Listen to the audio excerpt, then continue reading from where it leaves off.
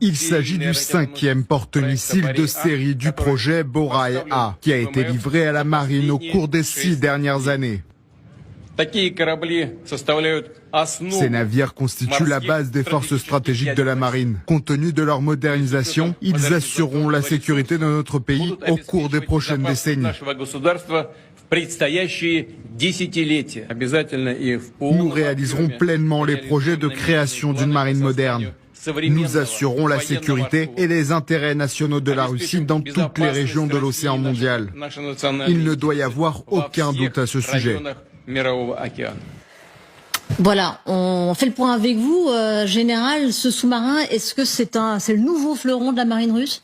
Alors c'est un nouveau fleuron peut-être, mais c'est surtout cela veut dire que la poursuite de la remise en ordre de la marine russe se fait. Oui. Un sous-marin comme ça, il faut 10 ans pour le construire. Donc on est bien avant la guerre en Ukraine. Donc c'était un plan de longue date, mais qui correspond, si on se dissociait du conflit en Ukraine, ça correspond simplement au réarmement de la Russie, de la remise en état d'une marine qui effectivement avait peut-être été négligée. Et on revient d'ailleurs à ce qui avait eu lieu dans les années 80 avec l'amiral Gorchkov, qui lui avait pour objectif de faire de la marine soviétique l'équivalent de la marine américaine, parce que la marine américaine c'était quand même la puissance navale et la Russie est une puissance continentale terrestre. Donc aujourd'hui, ce que fait Poutine finalement, c'est il remet en route cette notion de marine russe qui peut tenir la mer et océanique notamment. Et puis indirectement, je pense qu'il y a 2 faits qu'on peut retenir. Le premier, c'est qu'il efface indirectement la défaite en mer Noire face aux Ukrainiens, parce que la flotte russe quand même a été complètement défaite, quoi qu'on puisse en dire. Oui. C'est une réalité.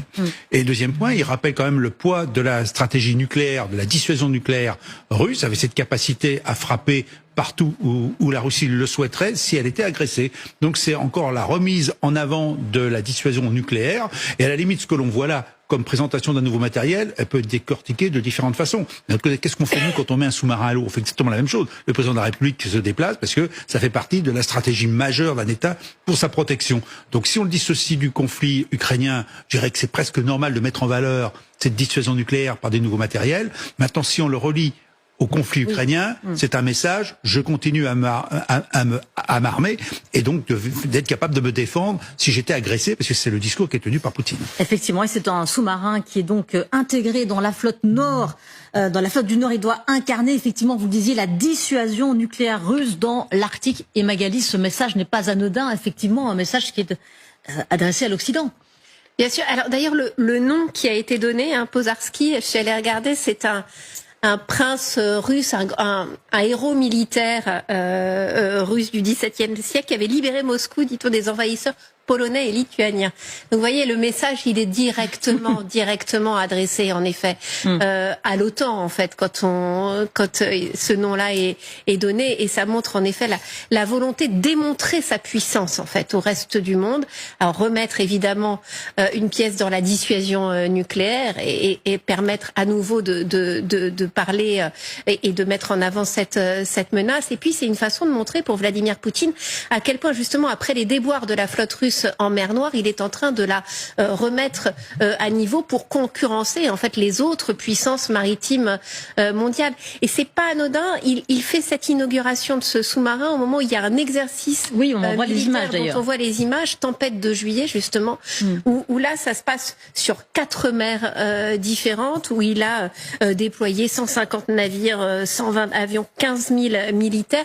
Donc il y a déjà en plus une démonstration de force concrètement avec ces exercices militaires, et ça se double donc en parallèle de ce nouveau sous-marin à lanceur d'engins qui est donc inauguré par Vladimir Poutine.